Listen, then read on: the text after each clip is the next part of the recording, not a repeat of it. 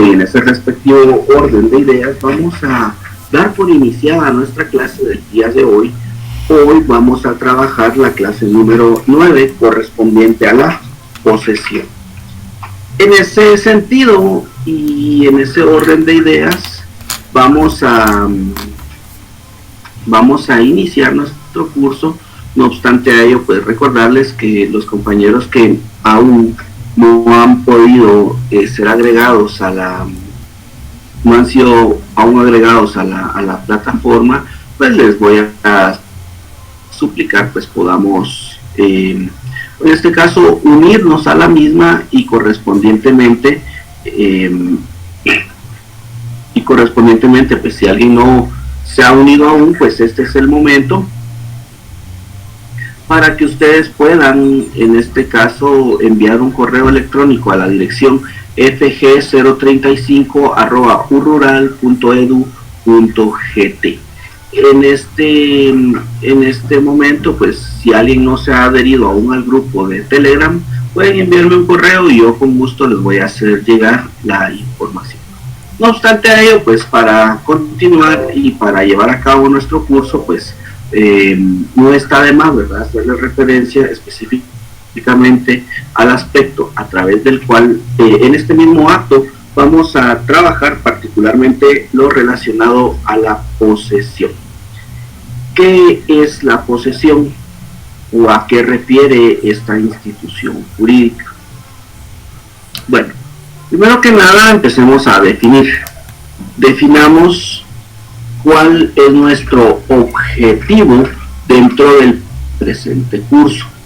Y el objetivo es que el estudiante de la Universidad Rural de Guatemala conozca de este modo originario de adquirir la propiedad. ¿Por qué se denomina un modo originario? Particularmente se denomina originario porque, como lo hemos visto en las instituciones anteriores, particularmente en la institución jurídica propia de la ocupación, de la accesión, nos hemos ido dando cuenta, e ido identificando por qué se establece y se determina que estos son eminentemente modos originarios de adquirir la propiedad. De esa cuenta, entonces, esta institución jurídica tiene la característica que va a recaer específicamente sobre bienes de naturaleza inmueble. Es por ello que empezamos a definir y pretendemos definir de forma clara, precisa y concisa nuestra institución jurídica. Y de esa cuenta identificamos pues que la posesión es un poder de hecho sobre una cosa corporal que constituye en el dominio ejercido sobre la misma, que se traduce por actos materiales de uso, de disfrute o de transformación, realizados con la intención de comportarse como propietario de la misma o como titular de cualquier derecho real. De esa cuenta es pertinente y es preciso empezar a desglosar esta definición, y de esta definición particularmente vamos a encontrar que ese poder se refiere particularmente, o lo vamos a identificar o lo vamos a ratificar principalmente en el poder propio que se ejerce sobre un bien. Pero ¿por qué le identificamos un poder propio? Porque el derecho de posesión tiene esta característica especial a través del cual podemos, en este caso, ejercer un dominio o una adquisición sobre un bien. Pero ojo, adicional a ello, este dominio y este poder también tienen garantías de derecho, y estas garantías principalmente las podemos ir identificando en el presente curso. y es por ello que entonces se le identifica como un derecho real, porque evidentemente es una característica propia de esta institución jurídica el hecho de que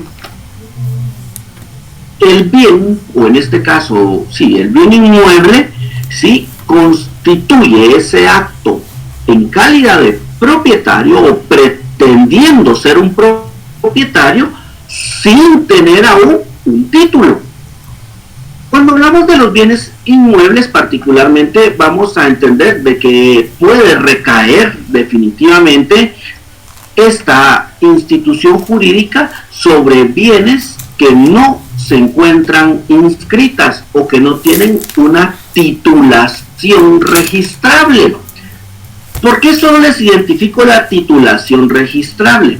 Puesto que de esta cuenta efectivamente podemos llevar a cabo o podemos determinar que la misma institución es permisiva en cuanto al hecho que puedo yo ostentar un justo título, pero este justo título no es más, ojo, no es más que una justificación de mi derecho como poseedor.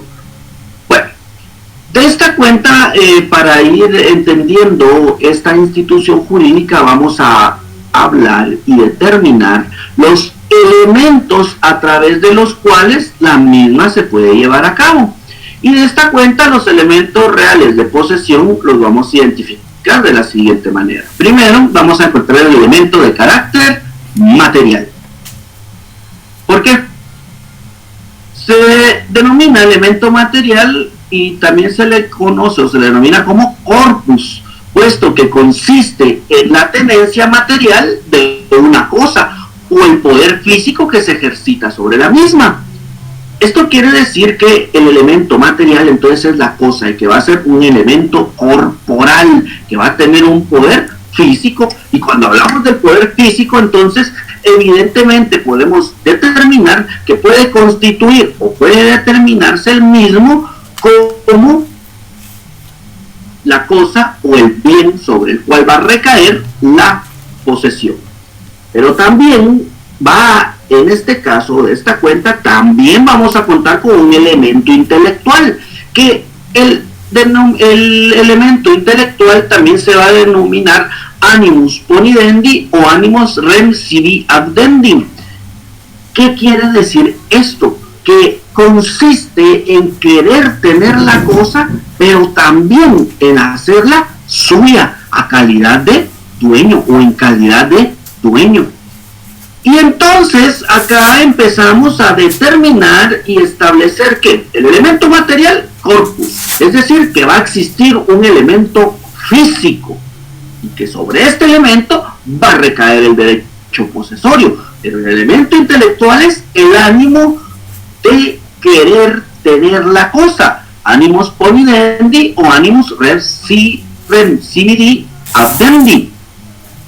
Entonces, de esta cuenta empezamos a desglosar la particularidad de esta institución jurídica. Y si empezamos a denominar particularmente la misma de conformidad con la ley, vamos a encontrar que el artículo 612 del Código Civil nos establece: es poseedor el que ejerce sobre un bien todas o alguna de las facultades inherentes al dominio. Esto entonces nos establece de que el poseedor va a ejercer dominio sobre la cosa. Y para ir entendiendo y definitivamente ya ir anclando esta institución jurídica, entendamos entonces su naturaleza jurídica. La naturaleza jurídica, vamos a encontrar que existen distintos autores que a su forma y manera le han dado un carácter de entendimiento a la misma. No obstante a ello, los autores Ihering y Savigny han tenido a bien, en este caso, identificar y establecer estos elementos propios de la naturaleza jurídica. Ihering considera que siempre existe un interés tutelado jurídicamente en que la posesión es un simple hecho, ojo, pero si nos atenemos a la relación de contacto material con la cosa exclusivamente, pero si nos fijamos en las consecuencias jurídicas que ello produce, no hay duda que también es un derecho. Esto quiere decir entonces de que no es únicamente un hecho, sino que Ihering dice que también las consecuencias son un derecho. Teoría subjetiva que Savigny refiere que es una relación o estado de hecho que permite ejercer un poder físico exclusivo para ejecutar una serie de actos materiales sobre una cosa. Estas dos teorías son las teorías más importantes o que más relevancia han adquirido, puesto que Ihering particularmente no solo patentiza el hecho, sino que también no deja duda a que también deriva de un acto de derecho. Savigny, por su cuenta, refiere en cuanto a la teoría subjetiva que esta relación de estado o es una relación de eminentemente hecho y que permite ejercer un poder físico exclusivo para ejecutar una serie de actos materiales sobre la cosa. Bueno, de esta cuenta entonces salir entendiendo y específicamente determinando estas particularidades en cuanto a esta institución jurídica, deviene a ser en este caso pertinente, ¿verdad? Primero, previo a iniciar a los medios de protección, si existe en este caso, considero pertinente que si ahora mismo existe alguna duda al respecto, por favor háganla saber. Yo voy a dar ahora mismo 3 minutos, son las 10:51, les voy a dar 3 minutos para que ustedes puedan ahora mismo realizar sus consultas y yo en breve voy a contestar.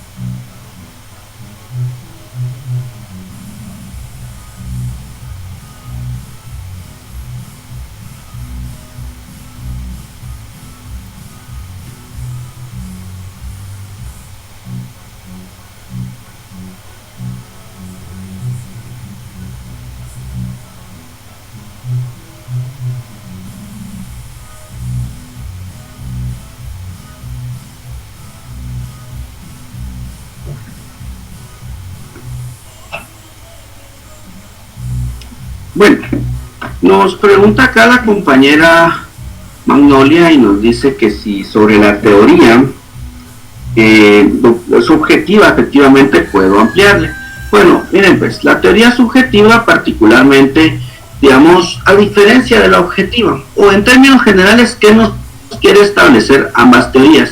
La teoría subjetiva solo nos dice que es un estado de hecho, que es un poder de hecho, es decir, que toda consecuencia, todo acto es un hecho y en eso se va a establecer y se va a patentizar el mismo. Diferencia con la teoría objetiva, que la teoría objetiva no establece solamente el poder del hecho, sino que también establece que eminentemente es un derecho. Es decir,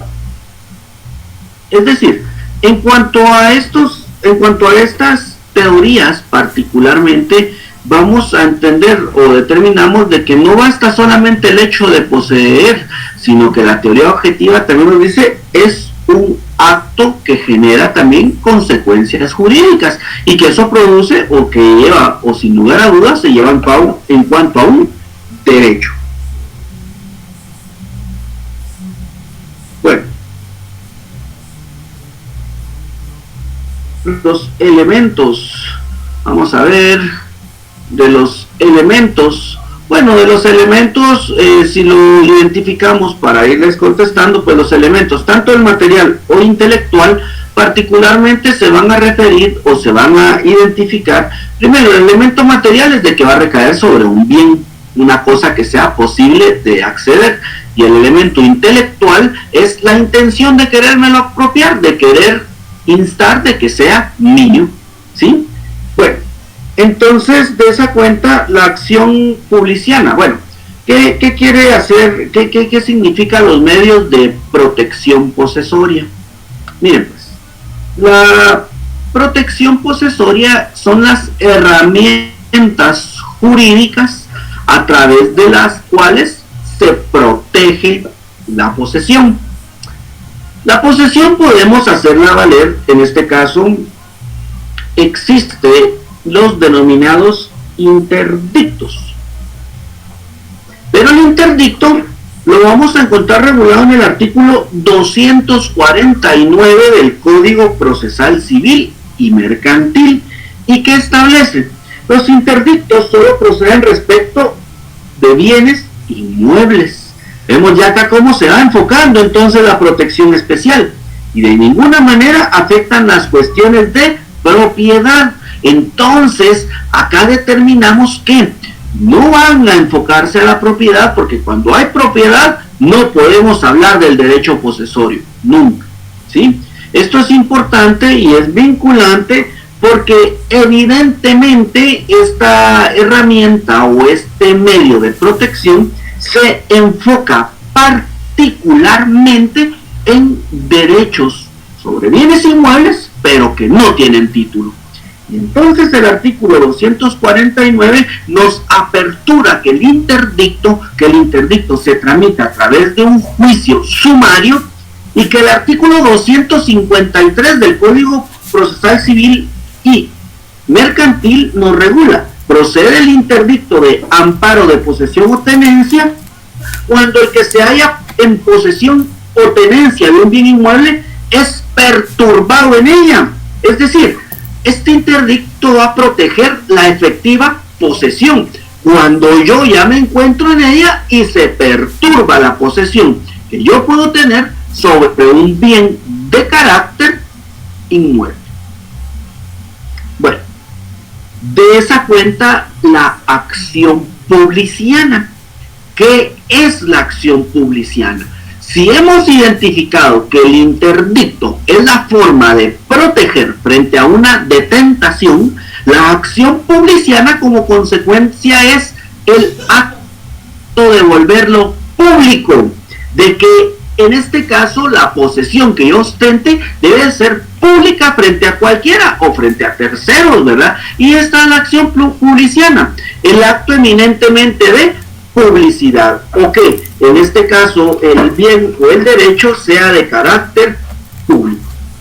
De esta cuenta entonces empezamos a determinar y empezamos a establecer particularmente cuál es nuestra posición frente a esta institución jurídica. Y de esta cuenta entonces los medios de protección es básicamente: uno, la protección de la posesión cuando la misma se puede encontrar perjudicada, o en el caso de la acción publiciana, es porque yo gozo y tengo el derecho de que, en este caso, mi pretensión o mi posesión, mejor dicho, sea efectivamente de carácter público. De esa cuenta, entonces, identificamos y encuadramos los medios de protección posesoria. Ahora bien, vamos a hablar ahora mismo de los vicios de la posesión. Pero con los vicios de la posesión, compañeros, también vamos a trabajar los efectos jurídicos de la posesión. Es decir, les enfoco a ambos porque en estas dos presentaciones, tanto en los efectos jurídicos de la posesión como en este caso los vicios de la posesión, vamos a identificar y vamos a encuadrar particularmente nuestra explicación en cuanto a esta institución jurídica. Y de esa cuenta vamos a hablar del primer vicio de posesión. El primer vicio de la posesión es la mala fe. Bueno, ¿qué es la mala fe? Y en consecuencia vamos a deducir o vamos a aclarar que si hablamos del vicio, el antónimo es lo permisivo. Y esto quiere decir entonces de que el antónimo de la mala fe es, por supuesto, la buena fe. Entonces, para que entendamos esta institución, veamos cómo la buena fe debe de recalcar en las pretensiones procesales, pero particularmente en este acto a través del cual yo de buena fe debo de adquirir un bien. ¿Qué es la buena fe?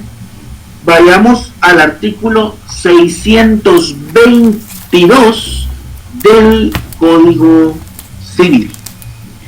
El artículo 622 nos establece la buena fe, subrayen eso por favor, buena fe del poseedor consiste en la creencia de que la persona de quien recibió la cosa era dueña de ella y podía transmitir su dominio. O sea que yo puedo adquirir de buena fe sobre un derecho que se me haya sido delegado u otorgado. Pero la buena fe y la mala fe es específicamente acceder sin un justo título o un título eficaz o como consecuencia ineficaz, ¿verdad? Si es ineficaz, evidentemente es un acto de mala fe. La buena fe entonces nos va a establecer cómo, nos va a establecer ese elemento de vicio que su forma de hacerlo viable y posible es a través de la buena fe. Y la buena fe entonces, de conformidad con el artículo 617, vamos a identificar lo siguiente: la posesión que da al que, la posesión da al que la tiene, coma, y van a subrayar ella, la presunción de propietario. Miren pues, como la posesión de un bien, es decir, tener este acto posesionario, me da una, en este caso, presunción de que efectivamente soy propietario. Pero aquí viene una característica: mientras no se pruebe lo contrario, es decir, mientras no haya un dueño o un poseedor anterior. Puesto, si hay un poseedor anterior, entonces ¿qué haría? Por ejemplo, si yo soy poseedor de un bien, pero alguien más quiere llegar a poseer sobre el mismo bien que yo tengo derechos, ¿qué sucede? Evidentemente me van a decir ustedes, ahora que lo conocen, mírele que usted va a presentar su interdicto, porque es a través del cual se va a proteger su derecho de posesión. De esa cuenta, volvemos y ratificamos entonces los artículos 249 y 253 del Código Procesal Civil y Mercantil. Pero no hablemos del proceso, quedémonos en la institución jurídica para entenderla. Entonces, el ámbito de la mala fe va a ser ese vicio que una persona lo adquiere sin tener un título eficaz y que como consecuencia puede ser impugnado. ¿Y eso quién lo establece?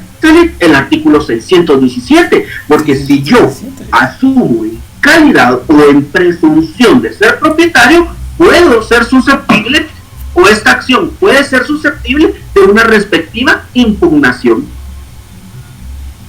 De esa cuenta, entonces, me dirá alguien, pero mire, que entonces sí se puede transmitir la posesión. Sí, sí se puede transmitir la posesión, y son elementos propios de la buena fe. Por ejemplo, el artículo 618 nos establece la posesión continua, y por favor subrayémosle continua, de un derecho en la persona del sucesor, perdón, la posesión continua de derecho en la persona del sucesor. Punto. El poseedor puede agregar a la suya la posesión de su anterior antecesor o antecesores, con tal que ambas posesiones tengan los requisitos legales. ¿Qué quiere decir entonces la transmisibilidad? Por ejemplo, si una persona me cede, me vende sus derechos o me da un justo título para poder acceder yo a la posesión, es decir, no voy a acceder de mala fe, me vende su derecho y de ese derecho esta persona ya tiene 6 años. Estos 6 años se transmiten, pero ojo, cuando existe este acto de buena fe. De esa cuenta, un justo título me dirá, pero mira, ¿qué es un justo título? Si usted está diciendo de que el bien, en este caso, no debe de tener propietario, como consecuencia no está inscrito. ¿Qué es el justo título? Doctrinariamente también se le conoce como el título colorado. El título colorado o el justo título particularmente nace de esa justificación de mi titulación supletoria o justificación de que tengo actos para suplir posteriormente la propiedad a través específicamente de la institución jurídica que se denomina usucapión, de la cual vamos a hablar en el siguiente curso. Pero el artículo 621 nos establece: es justo título para la usucapión, y vamos a subrayar, justo título para la usucapión, el que siendo traslativo de dominio tiene alguna circunstancia que lo hace ineficaz para verificar por sí sola la enajenación. Entonces, en este caso, la buena fe o este justo título es evidentemente este acto a través del cual se va a hacer el traslado del dominio o la transmisión de la posesión, pero evidentemente deviene o deriva a ser particularmente importante y vinculante en cuanto a nuestra institución jurídica. Bueno, me pregunta acá un compañero, Camilo, nos pregunta Camilo Samayoa, ¿la buena fe existe de ambas partes? El que vende y el que compra. Evidentemente, Camilo, sí, digamos, bueno, puede ser venta, pero también puede ser cesión, pero en eso va a constituirse la buena fe.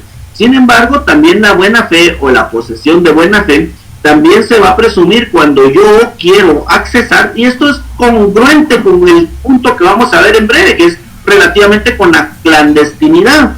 Por eso les hacía referencia a que estos vicios son necesarios identificarlos y conocerlos como vicio, porque particularmente del vicio vamos a identificar y vamos a determinar que efectivamente las partes acceden u obtienen, en este caso, en este ámbito particular de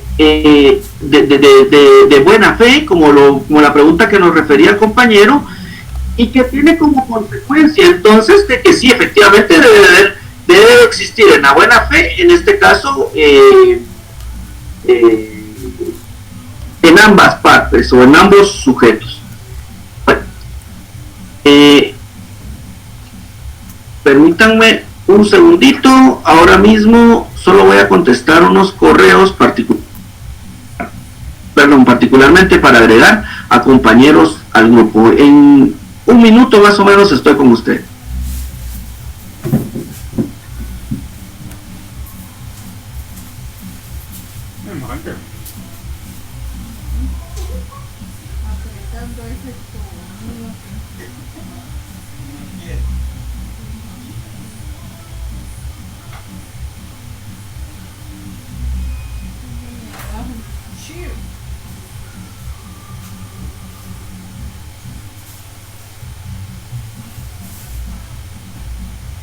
Bueno, continuando entonces,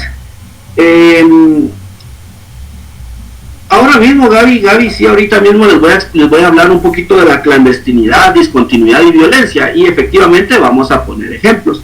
En este caso nos dice William Herrarte, título colorado.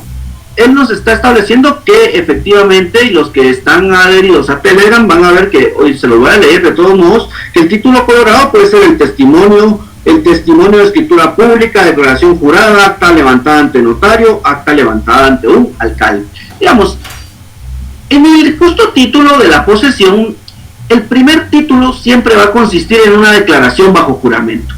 Siempre va a existir una declaración en donde yo hago referencia. En breve les voy a explicar estos elementos propios de clandestinidad, que tienen que ver muchísimo con el justo título y obviamente con estos elementos o etapas o consecuencias propias de la institución jurídica.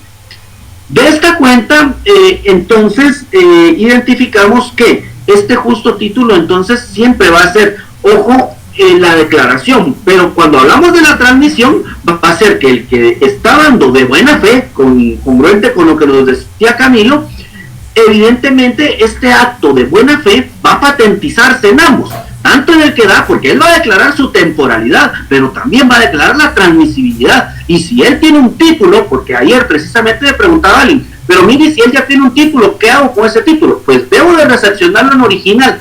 Yo como notario voy a razonar de que en este caso se transmitió el derecho posesorio, y esto en ámbito de la buena fe.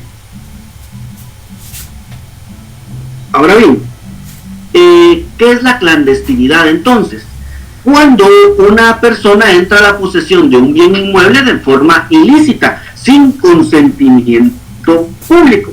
¿Qué quiere decir este aspecto de la clandestinidad? El artículo 632 del Código Civil nos establece posesión pública. Vean se recuerdan de la acción publiciana, ¿verdad? Vean esto. Posesión pública, acción publiciana. Es la que se disfruta de manera que puede ser conocida de todos. Y clandestina, y por favor subrayemos eso, posesión pública y conocido de todos. Y clandestina, la que se ejerce ocultando a los que tienen derecho de oponerse a ella. ¿Cómo así? Por ejemplo, en un bien inmueble, cuando no está titulado, ojo, acá hablamos cuando no existe título. Es clandestino cuando yo entro al lugar y me ubico, construyo mi espacio y pretendo hacer mío el espacio, pero ojo, a sabiendas. ¿Y por qué dice de forma ilícita? Porque a sabiendas de que tiene un poseedor, que tiene alguien que tiene un legítimo derecho que se le presume como dueño, accedo y pretendo violentar el espacio, y esa es la clandestinidad. Como el ejemplo que nos solicitaron entonces es que yo, a sabiendas de que el inmueble tiene un poseedor, una persona que se identifica como propietario, yo pretendo entrar a la misma, y este acto es clandestino y les decía como consecuencia genera un acto de mala fe. Y aquí nos pregunta Ángel Toledo, ¿qué pasaría si una persona actúa de mala fe, por ejemplo, al momento de efectuar una compra de un terreno? ¿Sí habría un proceso? Bueno, definitivamente en la compra pues no hay mala fe. Puede haber mala fe del vendedor, porque el vendedor aduce y asume y presume que es propietario. Sin embargo, si existe en este caso una controversia procesal en el que sea legítimo dueño y el supuesto vendedor, entonces se va a someter a contienda, y esto va a ser a través de un juicio sumario de amparo de posesión o tenencia. Esto es necesario porque evidentemente es el juicio idóneo para proteger y garantizar el derecho posesorio. Nos pregunta acá un compañero, ¿qué procede después de tener los derechos posesorios de un terreno y si una persona en mala fe puede reclamar o ser dueño del terreno o no? Bueno, si yo cumplo con los presupuestos y he establecido ese ámbito de la buena fe, de la posesión pública o de la acción publiciana que habíamos identificado, y que efectivamente, cumpla yo estos presupuestos, ¿qué pasa si un supuesto dueño viene? Bueno, recordemos que el supuesto dueño debe de tener también presupuestos. Si él ya tiene un justo título en el cual le cedieron, entonces no es tan supuesto dueño. Y se presume, aunque yo haya hecho mi declaración jurada y demás, pero hay una persona que tiene un justo título con fecha anterior, con que se determine que, y por eso les hacía referencia y les daba lectura a la transmisión de la posesión del artículo 618, y que también ahora mismo les voy a hacer referencia a lo que establece el artículo 641. ¿Y esto por qué? Porque también la posesión de herencia, y la posesión de la herencia se adquiere desde el momento de la muerte del causante, aunque el heredero lo ignore. Es decir, supongamos que se murió el causante y tenía su bien inmueble bajo derechos de posesión. Inmediatamente el derecho se transmite al heredero, aunque él ni siquiera sepa que existía el derecho. Es decir, se garantiza y se protege este derecho anterior, porque recordemos que la característica de la posesión es garantizar como que fuera una propiedad. Nos pregunta Celso Cartofa, ¿qué pasa con los terrenos que no son reservas del Estado y no tienen título registrable, pero si los venden y los compran?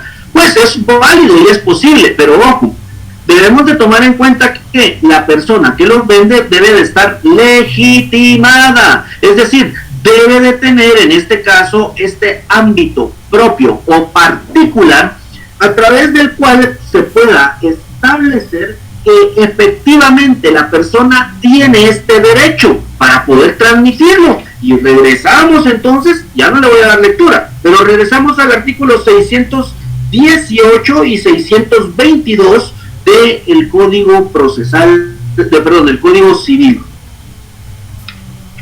Entonces, de esta cuenta pues vamos identificando, ¿verdad? Y espero ir contestando sus preguntas, y vamos a ir ahora mismo a la discontinuidad.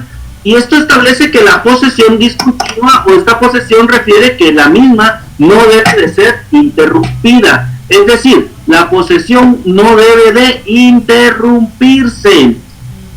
Debe entonces, en cuanto a esta continuidad, es un elemento esencial, y particularmente lo van ustedes, o lo vamos a patentizar nosotros en cuanto a lo que establece la usucapión, puesto que la usucapión es la forma de titular y que es a través de la titulación supletoria, y esta titulación supletoria nos establece este ámbito de, en este caso, determinar la temporalidad de la temporalidad que establece la legislación, que es de 10 años, para que la misma, o para que la posesión pueda convertirse en este caso en propiedad, es decir, ya titulado, y de ahí existe o deviene la denominada titulación supletoria.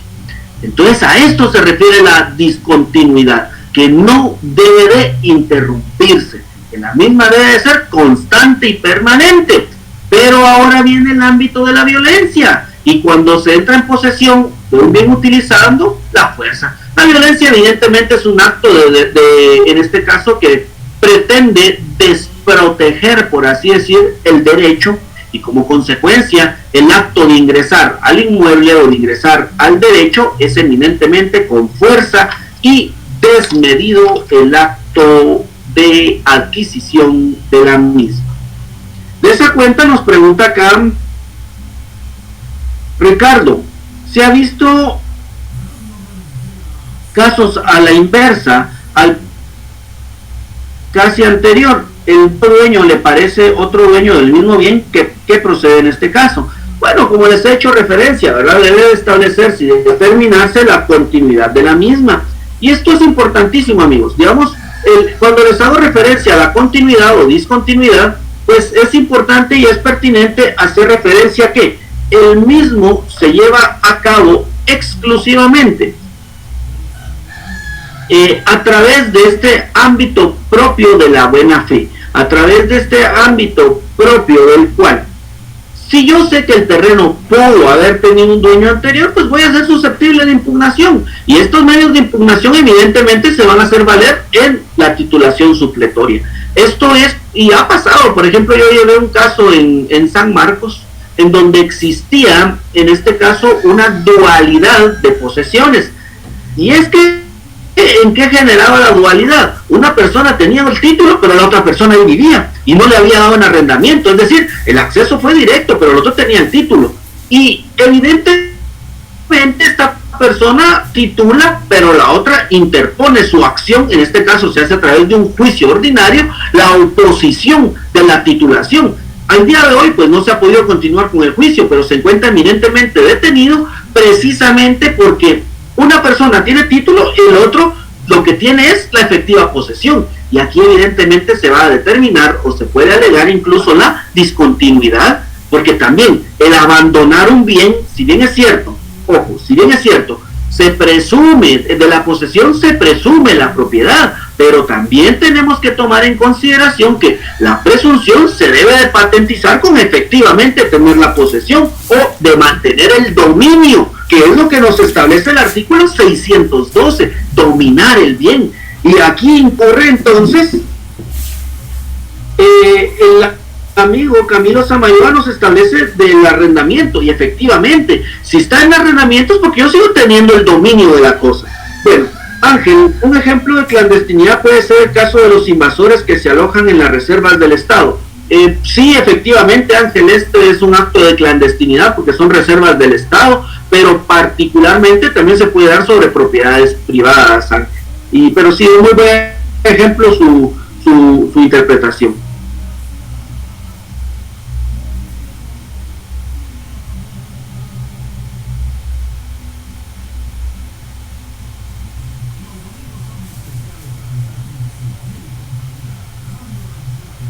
Bueno, nos pregunta Walter, ¿qué pasa cuando una persona tiene su terreno reconocido y vive otra persona y lo vende? ¿Qué procedería? Bueno, en este caso, Walter, evidentemente, en este caso, el bien, ¿verdad? Si bien es cierto, se encuentra reconocido el derecho, efectivamente podemos establecer o podemos determinar que efectivamente los digamos, hecho es de la persona que ostenta la posesión. Sí, el que efectivamente la posee, él tiene un derecho de uso sobre el mismo, pero el dominio es del propietario. Si el que tiene el uso lo vende, efectivamente el que tiene el dominio puede reclamar su derecho correspondiente. Bueno, nos preguntan,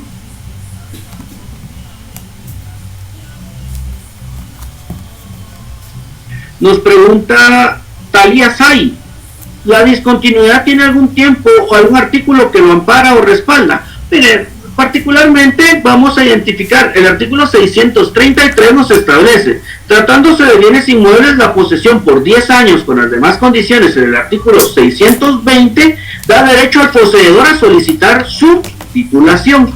Es decir, definitivamente la ley no le establece o no le determina que si usted abandona se pierde. El asunto es que es una consecuencia. porque, digamos, el ámbito de poseer, el ámbito de obtener, es precisamente estar, porque si no el artículo 613 que él establece, el poseedor temporal en virtud de un derecho es poseedor inmediato, correspondiendo la posesión inmediata a quien confirió tal derecho. Es decir, aquí se responde tanto la pregunta de Walter como la de Talía. ¿Por qué? Porque la persona que lo obtuvo temporalmente, pues si lo abandonó y el terreno sigue estando sin un título específico, porque este es un elemento propio, este es un elemento, en este caso, se determina por efectivamente estar en el lugar o estar en el terreno que efectivamente se le ha conferido. Continuando entonces, en cuanto a esta posesión temporal, podemos identificar, por ejemplo, los casos en los que no hay posesión, y aquí también Walter se le contestan sus preguntas, 614 y 615 del Código Civil. Bueno,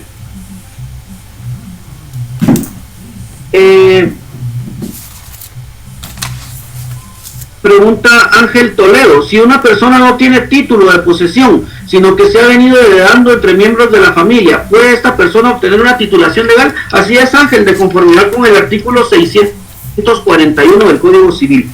Gaby, si se da en arrendamiento un bien inmueble por más de 10 años ininterrumpidos, los que rentan pueden adueñarse del bien por lo que establece el artículo 633, ya que muchas personas, por miedo que les quiten su propiedad, no arrendan por más de 10 años. Gaby, ¿sabe qué es lo que sucede? Que el artículo 614 nos establece, no es poseedor quien ejerce el poder sobre la cosa en virtud de la situación de dependencia en que se encuentra al respecto del propietario de la misma, y la retiene en provecho de este en cumplimiento de las restricciones que él ha recibido. Es decir, en el caso del arrendamiento, pues efectivamente no se va a constituir posesión en favor del que lo posee, sino que continúa siendo del arrendante, porque él sigue ejerciendo el dominio. Recordemos que cuando yo arrendo tengo dominio, y el arrendamiento, ojo, y lo que sí no debe perder es que debe de constar escrito, Gaby, porque si esto no consta de forma escrita, evidentemente entonces va a limitar este aspecto propio de continuidad. Bueno, entonces nos pregunta Brenda, si una persona le da donde vivir a alguien sin cobrar alquiler, ¿esa puede quedarse con el bien? No, Brenda, y continuamos, tampoco el artículo 615 nos establece, tampoco es poseedor el que tiene la cosa o disfruta del derecho por actos meramente facultativos o de simple tolerancia, concedidos o permitidos. ¿Por quién? Por el propietario. Entonces no es posesionario. Artículos 614, 615, importantísimos en cuanto a la transmisión.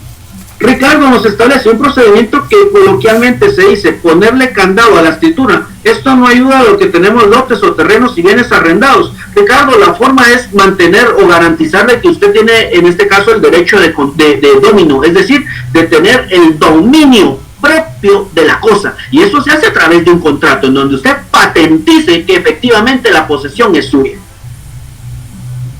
Bueno. El artículo 613 no, Jared, en el caso del artículo 613 no va efectivamente a los herederos, sino que va efectivamente en cuanto a la posesión inmediata. Es decir, que yo tengo y me voy, ¿verdad? O bueno, yo tengo, me morí, no tuve herederos, pues se quedó en este caso pues vacante, por así decirlo, el bien, y como no tiene quien ejerza la posesión, pues sí puede aplicarse. Ahora, si hay herederos, sí, conforme el artículo 641. Bueno, el artículo, Walter nos vuelve a preguntar, si la persona tiene escritura sobre un terreno y otro lo vende y ese mismo que lo vende muere, ¿cómo se haría para recuperarlo?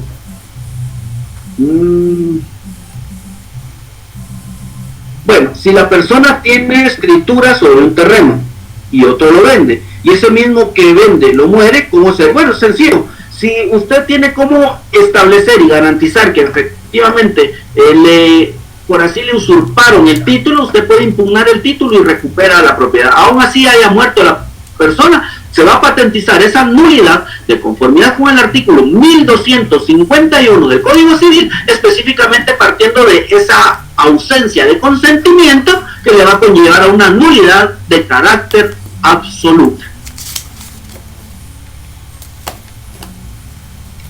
En ese sentido, pues espero poderles ir aclarando de la mejor manera las dudas que vayan generándose al respecto, y es mi intención. De esa cuenta continuamos y vamos a terminar pues ya con los efectos jurídicos de la posesión. Ya hemos ampliado en demasía tanto la buena fe y la mala fe, pero es importante que los efectos de la buena fe entendamos y determinemos lo siguiente. Por ejemplo, en la buena fe, el artículo 624 nos establece esos elementos propios, ojo, elementos propios de la buena fe, que en términos generales, pues es una serie de derechos que se describen. No vamos a dar de lectura porque ahí están, ¿verdad? No obstante a ello, pues estos ámbitos de buena fe son elementos vinculantes, y en la posesión podemos determinar que la buena fe, la verdad sabida, ¿verdad? Estos actos son propios de esta institución jurídica, y si esta institución jurídica no cumple con los presupuestos legales, evidentemente no van a haber en este caso actos o elementos propios que nos determinen o nos conlleven a que efectivamente sea una propiedad. Bueno, nos identifica Sergio Ibáñez que el que tiene título de propiedad no hay manera de quitárselo, pero el que tiene derecho posesorio hay manera de quitárselo de conformidad con las excepciones dichas. Efectivamente, Sergio, la propiedad, recordemos que la propiedad es un derecho a perpetuidad. Puedo yo morir y el bien encontrarse a mi nombre. Por supuesto, de ahí vienen los derechos que vamos a ver van a ver en Derecho Civil 3, primero Dios, van a tener un excelente catedrático, estoy seguro. Y en Derecho Civil 3 ustedes van a identificar estos elementos propios de la transmisión de herencias, y a qué conlleva cuando no existe o cuando no hay en este caso, heredero, al cual se le denomina herencia vacante. Vamos a dejarlo ahí porque si no nos vamos a extender demasiado y nos vamos a salir de nuestra institución, que por supuesto para mí sería un honor poder estar con ustedes toda la tarde hablando de estos actos eminentemente relacionados a la propiedad y posesión, pero si no nos vamos a perder en el orden lógico de nuestro curso.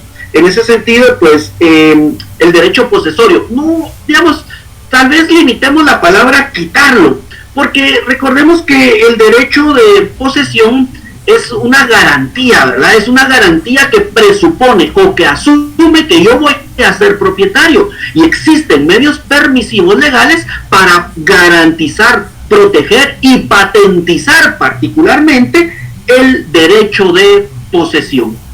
Bueno, en ese sentido, pues vamos a identificar, y esto sí, en términos generales les voy a hablar hoy de la titulación supletoria. ¿Por qué en términos generales? Porque la siguiente clase vamos a hablar de la usucapión, y les voy a requerir, por favor, puedan tener ustedes también su ley de titulación supletoria. Entonces, vuelvo en 2 minutos, denme 2 minutos, ahora mismo vuelvo con ustedes.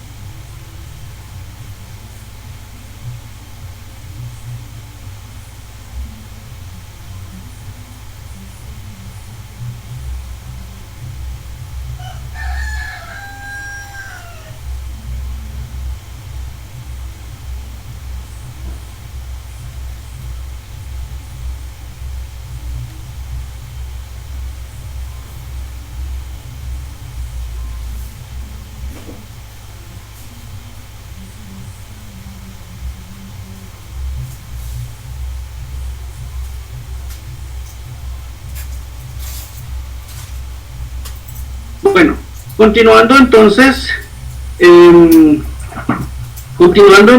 con nuestro curso, entonces vamos a hablar de la titulación supletoria.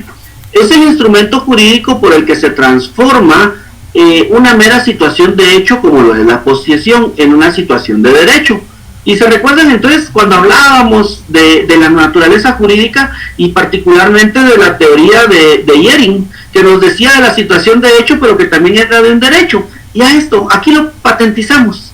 Ven cómo entonces tiene todo siempre una correlación, y es que de esa cuenta, con esto determinamos que efectivamente va a existir este ámbito de posesión. Pero para que la misma sea válida, debe de haber un origen. ¿Y cuál es el origen, compañeros? El justo título, que ha sido de buena fe, pública, pacífica y continua. La continuidad de conformidad con el artículo 633 del Código Civil. Y la titulación supletoria, como es un acto a través del cual un juez resuelve y aprueba la titulación, y que el título, después de esto, de conformidad con el artículo 637, una vez consumado el término de 10 años, por favor subrayémoslo, la posesión registrada de un inmueble, una vez consumado el término de 10 años, subrayen 10 años, desde la fecha de la inscripción del título en el registro de la propiedad, es decir que 10 años para que se me titule y otros 10 años para ¿qué? Para que se convierta en dominio y pueda hacerse valer frente a cualquier persona. Y estos 10 años normalmente, y ojo con esto, hay personas que venden bienes inmuebles que tienen el carácter de tener una titulación supletoria, pero yo de una titulación supletoria o de un bien adquirido a través de una titulación supletoria puedo disponer de él en qué momento, hasta el momento en el cual hayan transcurrido 10 años de la resolución en donde se me ha otorgado la titulación supletoria.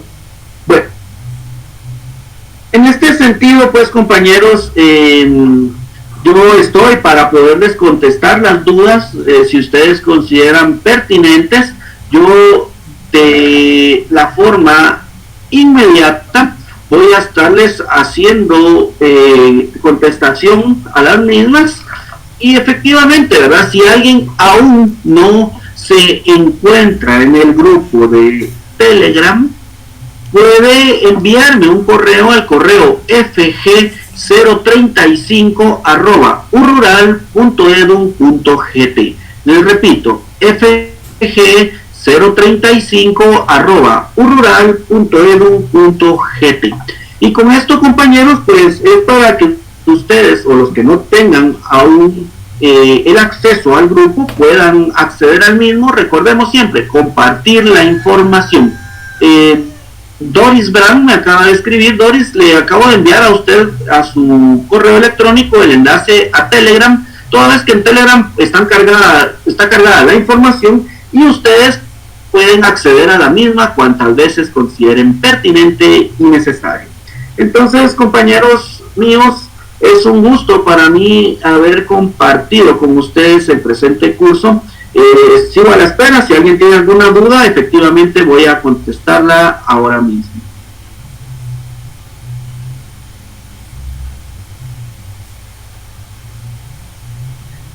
Nos pregunta Camilo: ¿en qué periodo de tiempo puede desmembrar un terreno registrado con titulación supletoria? Ya que usted habló de los primeros 10 años y los subsiguientes 10 años. Bueno, si hago una desmembración para mí mismo, puede ser casi de forma inmediata. El asunto, compañero, es de que usted no puede disponer del bien, porque el mismo deriva de una titulación supletoria. Esto quiere decir de que, digamos, desmembrar para sí mismo puedo desmembrar para mí mismo, pero desmembrar para transmitir el derecho, ojo, no es que no pueda, digamos, materialmente, pues sí, yo lo puedo hacer, pues evidentemente es un acto que es, o sea, tampoco la ley me lo está prohibiendo, pero efectivamente debemos de tomar en consideración de que este aspecto va a patentizar, va a determinar que efectivamente lo que la ley no le permite es, en este caso, disponer, porque puede haber alguien que tenga un derecho y lo establece, y esta inscripción puede ser susceptible de juicio. El artículo 637 no lo regula. Bueno, en ese sentido, al no haber más dudas, jóvenes, desde ya, muchísimas gracias a todos. En nombre de la Universidad Rural de Guatemala, quiero darles gracias por su participación. Para mí es un auténtico honor poder compartir con ustedes, y saludos a todas las sedes: Jutiapa, Quiché, Huehuetenango, San Marcos, Quetzaltenango, a todos, jóvenes, saludos. Perdonen, se me van muchos departamentos, sé que habemos distintas sedes, y efectivamente es mi interés en este caso poderles enseñar lo poco que la vida me ha enseñado a mí. Jóvenes, muchísimas gracias. Les recuerdo, el presente curso se imparte los días sábados en el mismo horario de 10:30 a 12, domingos de 10:30 a 12, y el día lunes de 5:30 a 7 de la noche. En ese sentido, estamos cumpliendo con la expectativa del programa. Jóvenes, cuídense mucho, bendiciones para las señoras madrecitas, feliz Día de las Madres, saludos a todas las sedes a nivel nacional. Jóvenes, muchas gracias por estar en el curso. Cuídense, éxitos, bendiciones, y principalmente cuídense, y si pueden, quédense en casa. Feliz día.